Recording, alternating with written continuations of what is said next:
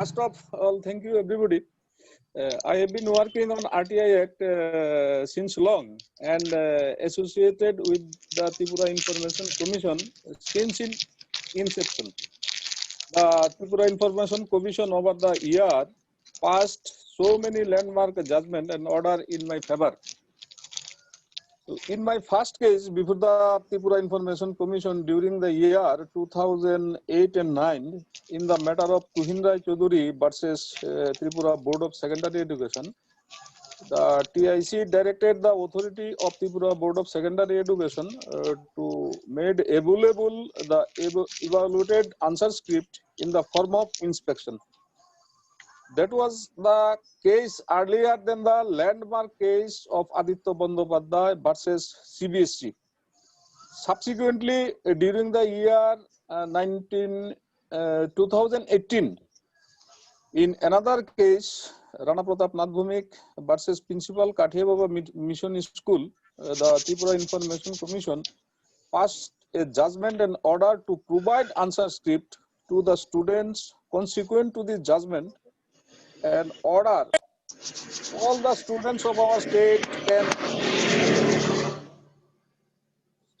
can access the evaluated answer script of any exam in our state. Another remarkable judgment and order in the matter of Rana Pratap Nath Bhumik and Tripura Medical College, the commission directed a private hospital run by the society to open PIU and First Appellate Authority as per the Act. This is a great achievement for me. The said institution, that is medical college, run by the society. This is not at all undertaking by the government of Tripura. They were reluctant to supply with the information to the patients or the public. There was a lot of corruption in that hospital, but now the public of our state can access the information using the RTI Act.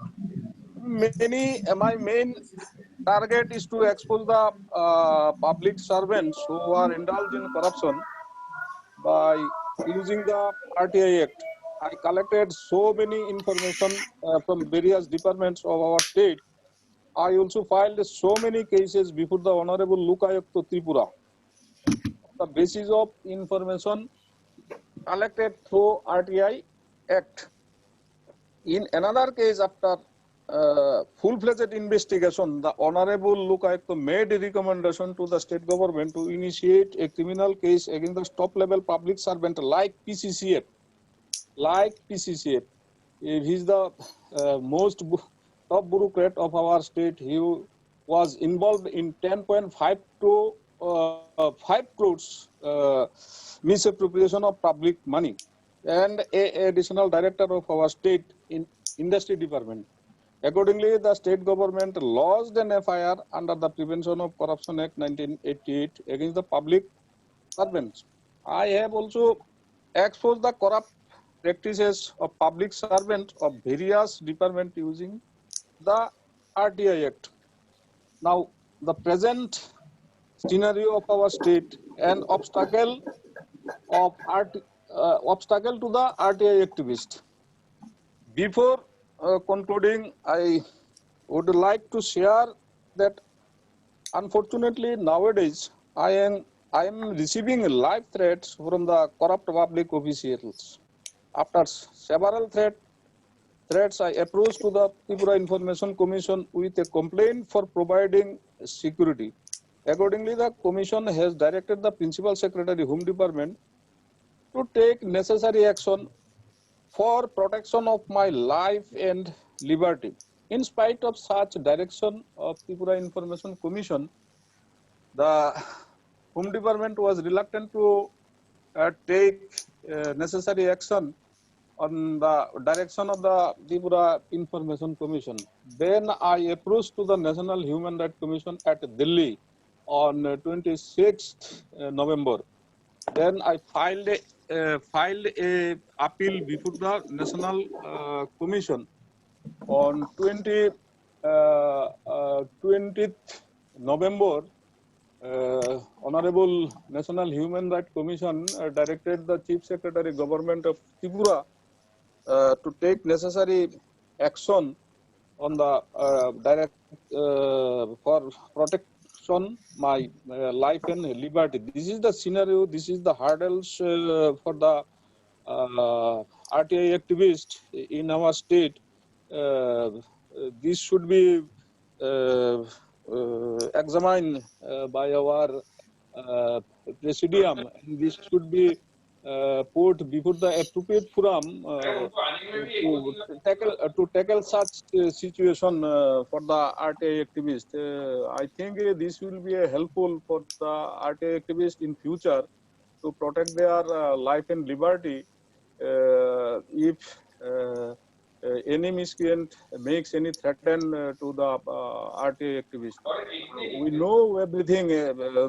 So many incident already happened with the RTI activists.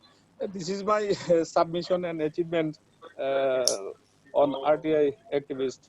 Thank you, everybody. Anybody can ask me on RTI application, first appeal and second appeal, how to file this appeal and appeals, and how to take for protection for life and liberty. I can speak on this issue also.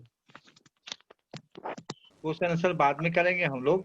हमारे और एक बड़े expert आ गए हैं, विकास Kumar Pankaj ji, advocate हैं Patna high court में और activist भी हैं और आरटीआई पर बहुत अच्छा काम करते हैं।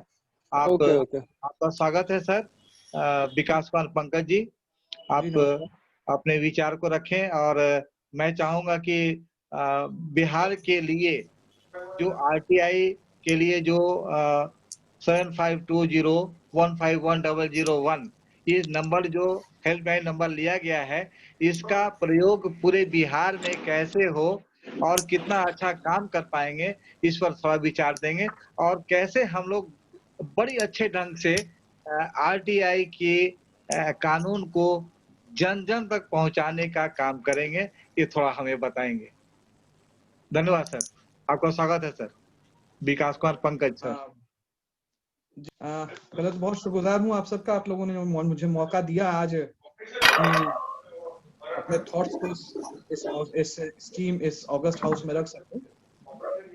और बहुत सडन ही रहा, जैसे ज्वाइन करा वैसे ही आपने मुझे माइक थमा दिया, मतलब कि बोलने का मौका दे दिया, बहुत ही सडन रहा। तो मैं थोड़ा पर्सपेक्टिव जो है कि नहीं नहीं देख पाया, समझ पाया कि पूरी आरटीआई पे जो मीटिंग रखी है आपने, उसमें किन किन बिंदुओं पे कि फोकस करना है। लेकिन जैसे आपने मुझे अपने बातों में बताया है कि मुझे किन बातों पे अपने आप को फोकस रखना है, तो मैं कोशिश करूंगा कि मैं जहां तक हो सके आपके एक्सपेक्टेशंस पर मैं खड़ा उतरूं। जी सर, मैं आपको सहयोग करूं सर? जी जी बताइए। आपको सहयोग करूं? जी प्लीज प्लीज प्लीज। ऐसा सर, बिहार के लिए आरटीआई एक्ट को जन जन तक पहुंचाना है जी, पूरे 38 जिले में, टोटल जितने भी जिले हैं वहां तक ग्रास रूट लेवल तक पहुंचाने हैं। और हमारे जो एक्टिविस्ट हैं पहले से जो काम कर रहे हैं वो, और जो अभी नए जुड़े हैं वो, उन सबों को ज्ञानवर्धन हो जाए कि कैसे करने चाहिए, कैसे अच्छा से काम हो पाएगा, क्या क्या व्यवधान आएगी, ये सब बिंदुओं पर, चूंकि आप बहुत एक्सपर्ट हैं और इसका काम बहुत कुछ किया है आपने पीआईएल करके एक बहुत अच्छा केस भी जीता है सोशल सेक्टर का, मुझे जानकारी है। उस पर भी थोड़ा विचार देंगे, अपना कथन सर पूरा करेंगे। कहने का मतलब ये कि हम ऑल अराउंड आरटीआई में जो कुछ आप दे सकते हैं वो आप दें सर, कृपया। जी जी शुक्रिया, थैंक यू हरेंद्र जी। पहले तो मैं आप सभी का अभिनंदन करता हूं और शुक्रगुजार हूं कि आप लोगों ने मुझे इस लायक समझा कि आपने मुझे मौका दिया कि मैं इस ऑगस्ट हाउस को एड्रेस कर सकूं। मेरा नाम विकास कुमार पंकज है, मैं पेशे से अधिवक्ता हूं पटना हाई कोर्ट में। मूलतः जो है जनहित की जनहित के जितने मैटर्स हैं पटना हाई कोर्ट में उनसे जुड़ा रहता हूँ। बहुत बार एमिकस क्यूरी यानी फ्रेंड ऑफ द कोर्ट भी बनने का मौका मिला है। कोर्ट ने मुझे अपॉइंट किया है। कोर्ट ने, पटना हाई कोर्ट ने मुझे अपनी लीगल ड्यूटी में भी पैनल लॉयर रखा है। और अभी तक जो है अपने 13 साल के करियर में मैंने कुछ अमूमन 50 से ऊपर ही पीआईएल्स कर रखे हैं। और मैं अपने पीआईएल्स में जो है पीआईएल्स में मैं चार्ज नहीं करता हूँ। तो ये एक चीज रखी है मैंने, जो मैं सोचता हूँ मेरी सोशल रिस्पॉन्सिबिलिटी है कि मैं जनहित याचिकाएं जितनी भी फाइल करता हूँ मैं उसमें कोई चार्ज नहीं करता। क्योंकि सोशल, अगर जब तक हम लॉयर, अगर हम लोग क्योंकि सोशल इंजीनियर्स अपने आप को मानते हैं, सोशल एक्टिविस्ट मानते हैं, तो जब तक हम एक्टिविस्ट अगर अपने सोसाइटी को लेकर जागरूक नहीं होंगे तो सोसाइटी में जो भी कुरीतियां हैं या इविल्स हैं उनको आप एड्रेस नहीं कर सकते हैं। तो आप इन 50 बात हो तो कोई भी इशू उठाइएगा आप ह्यूमन राइट से रिलेटेड, उस पर मैंने काम करा है। और ये मुझे ये मैं बोस्टफुल नहीं साउंड करना चाहता हूँ, मैं प्राउड नहीं इसमें कि मैं कहता है कि बोस्टफुल नहीं साउंड करना चाहता हूँ, लेकिन ऊपर वाले ने मुझे ये मौका दिया, आप सभी ने मुझे मौका दिया है कि मैं हर मुद्दे पे जो है कुछ ना कुछ पीआईएल्स के ही रूप में कुछ ना कुछ कोर्ट से पॉजिटिव ऑर्डर्स लेता रहा हूँ। और अभी तक इक्का दुक्का पीआईएल्स छोड़ के कभी किसी पीआईएल में गलत ऑर्डर नहीं हाथ लगा। और अगर एक आध में अगर लगा भी है तो भी समझिए कि वो काम पूरा हो चुका है, उसके बाद ही जो है आखिर में जाके वो, लेकिन उससे पहले ही हम लोग का काम, क्योंकि हमने जब हाईकोर्ट जब सरकार से काउंटर मांगती है, काउंटर एफिडेविट, उसी में सरकार ज्यादातर काम कर जाती है। फिर बाद में तो लॉ के फॉर्म के बाद में हम लोग एट द फाइनल हियरिंग हम जो है कि बहस करते हैं। तो अभी जो मुद्दे पे आते हैं, हमारा जो मुद्दा है कि RTI, right to information act 2005, इसके सिलसिले में मैं थोड़ा सा आप लोग अपडेट करूं, या फिर जो मैं जितना मुझे क्या लगता है और इसे कैसे और मजबूत किया जा सकता है और कैसे जन जन तक पहुंचाया जा सकता है, मैं उस पर थोड़ी सी अपनी बात कहूं। Am I audible? Am I audible? Hello, मेरी आवाज आ रही है आप लोगों को? आवाज आती है, आपकी आवाज आ रही है, आप कंटिन्यू रहे सर। जी शुक्रिया। तो देखिए आरटीआई एक्ट जो है ना, आवाज आ रही है। आरटीआई एक्ट जो है, देखिए एक तो बहुत हमारा पता नहीं, हमारी सिविल सोसाइटी का जो ये संघर्ष रहा है, 60 वर्षों का संघर्ष रहा, उसके बाद जो है हमें ये एक्ट जो है हमें इस एक्ट में कामयाबी मिली और ये एक्ट 2005 में आया हमारे पास।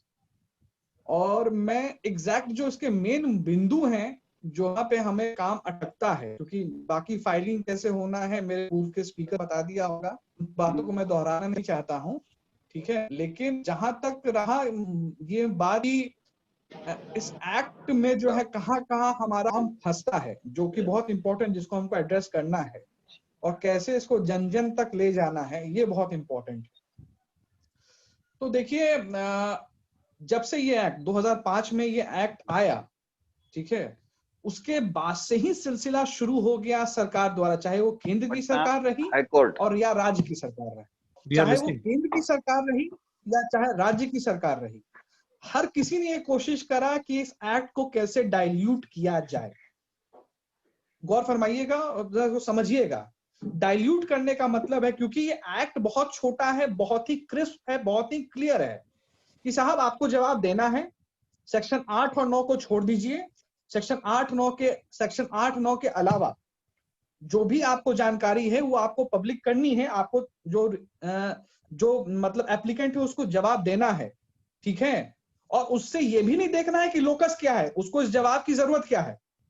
तो एक्ट बहुत क्रिस्प और क्लियर है, लेकिन तब भी उसके बाद की सरकारें रही, चाहे वो केंद्र की हो, राज्यसभा भी, मौजूदा सरकार ही क्यों ना हो, वो हमेशा कोशिश करती रही किसी तरह इस एक्ट को डाइल्यूट किया जाए। जब अभी हम रिसेंटली देख रहे थे कि जो आप जानते हैं कि अभी हमारे यहाँ नीति आयोग बन गया, कुछ वर्षों पूर्व नीति आयोग बन गया, जो पूर्व से चली आ रही थी, 5 इयर्स प्लान कमेटी चली जाती, उनको हटा के हमने सरकार ने नीति आयोग बना दिया। नीति आयोग के जो सीईओ साहब है वो कहते हैं कि डेमोक्रेसी जो है वो डेवलपमेंट में हिंड्रेंस पैदा कर रही है।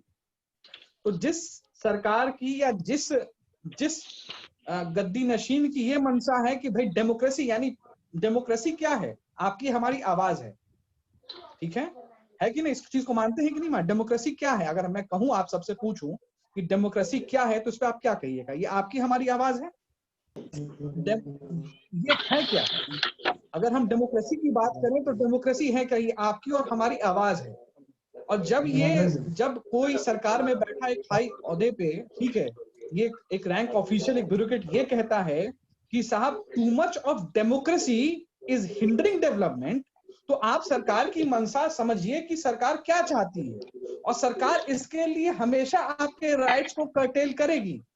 और राइट्स को कर्टेल करने के लिए क्या है? और सिर्फ राइट एक तरह से नहीं, कुछ दिन पहले आप सुप्रीम कोर्ट का ऑर्डर पढ़िए, माननीय ऑनरेबल सुप्रीम कोर्ट का ऑर्डर। ऑनरेबल सुप्रीम कोर्ट कहती है कि इन्वायरमेंटल क्लियरेंस नहीं जरूरी है हाईवे के प्रोजेक्ट के लिए, मतलब स्टार्टिंग करने के लिए, वो जो प्रपोजल के लिए। तो इसका मतलब क्या है? अगर प्रपोजल अगर एग्जीक्यूट हो रहा है तो हमको तो एनवायरमेंटल क्लियरेंस मिल ही जाएगा।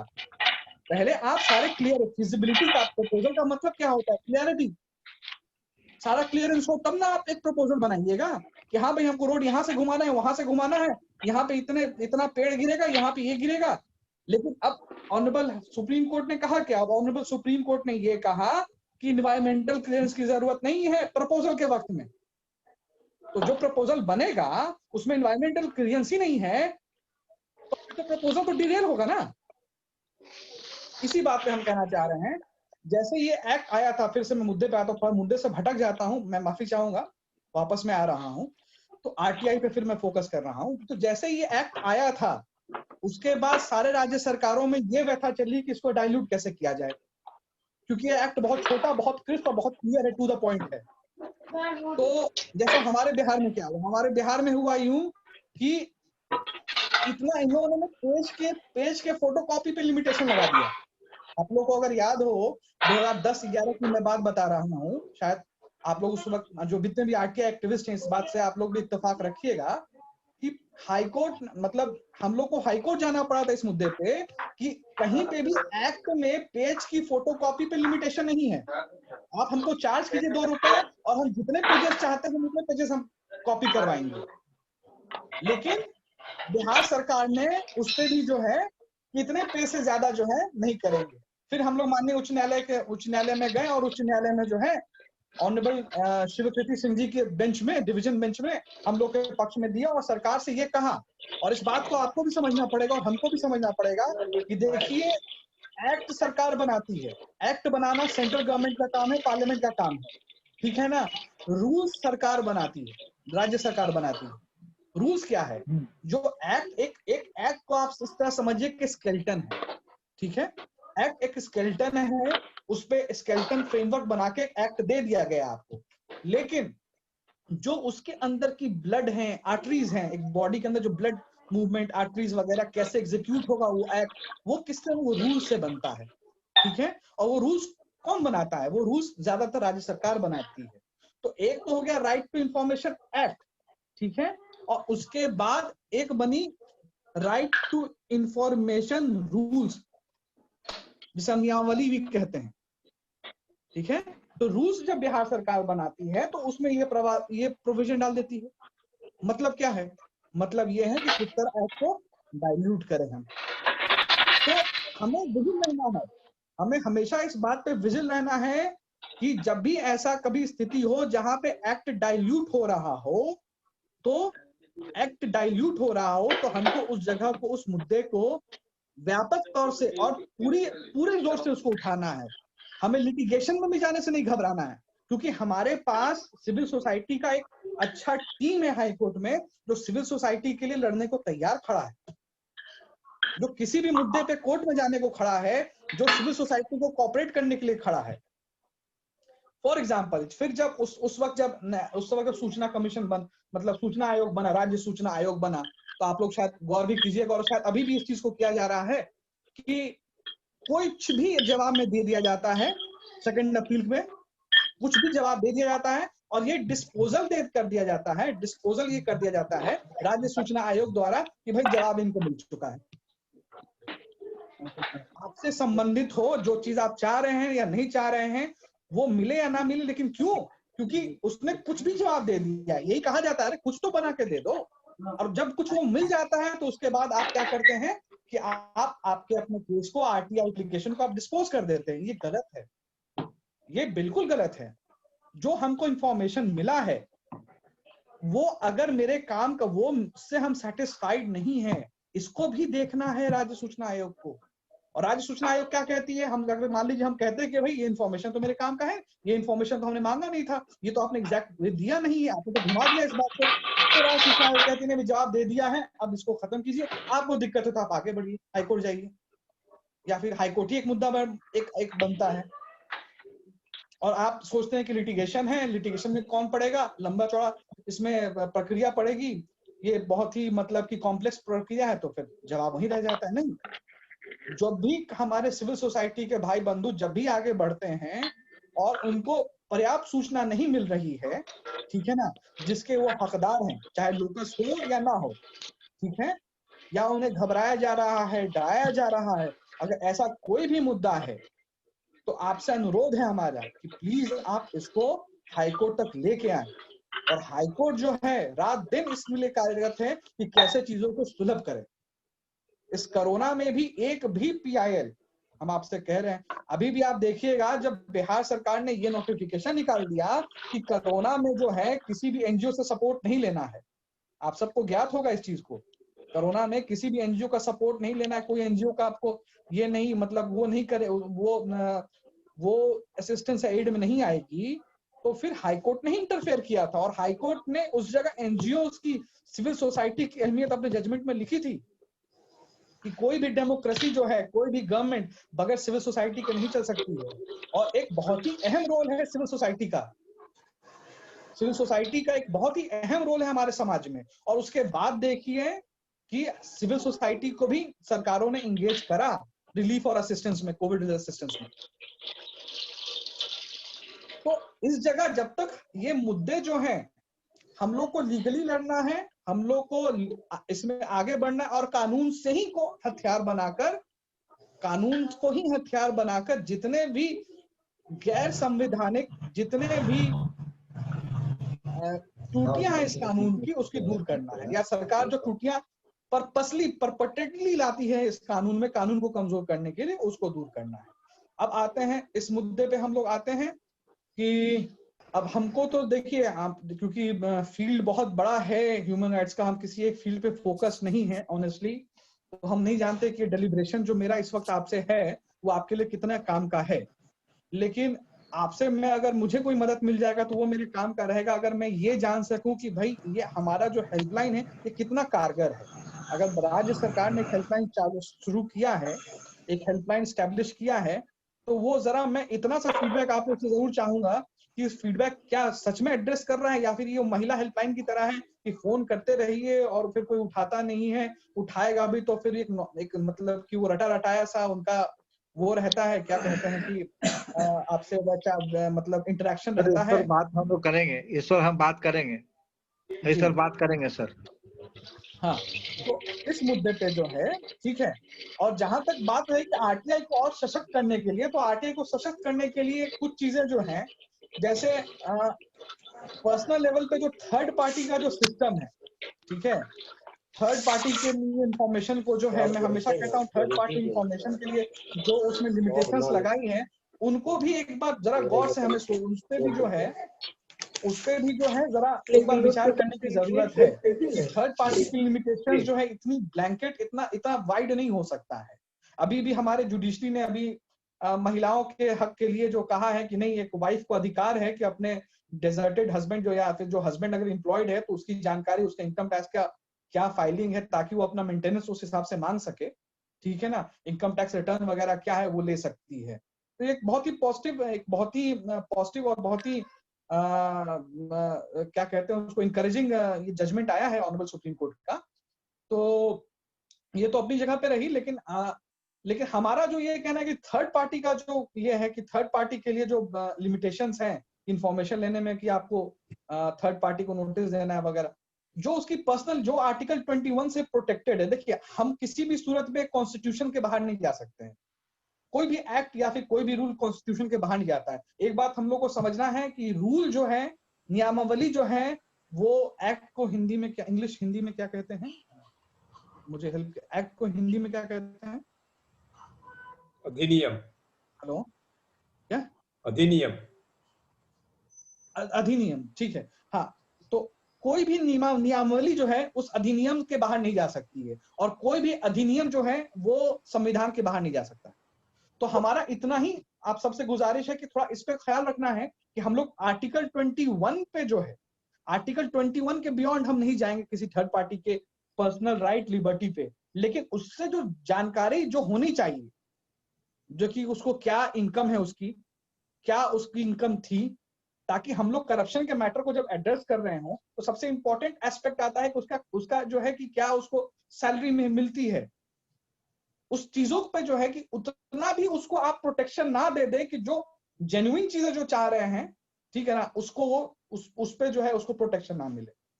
तो आर्टिकल हम पर्सनल लिबर्टी तक ही उसको सीमित रखा जाए, लेकिन उसके अलावा जो है बाकी सारी जो है सूचना जो है वो इंसान की जो पब्लिक डोमेन में है, जो उस पब्लिक इंफॉर्मेशन ऑफिसर के पास है, उसको शेयर करने में उसको जो है कि कोई भी हिचकिचाहट नहीं होनी चाहिए। दूसरी बात रही जो सेक्शन 8 और 9 का जो बार आता है आरटीआई में, एक्ट में, कि वो आजकल देखा जा रहा है कि हर मुद्दे पे जो है वो जो भी अगर सरकार कंफर्टेबल नहीं है उसमें लिख के या तो फिर गोलमोल को जवाब देती है, या तो फिर वो लिख देती है कि आज सेक्शन आरटीआई 8 और 9 का ये उसके अंतर्गत हम सूचना नहीं देंगे।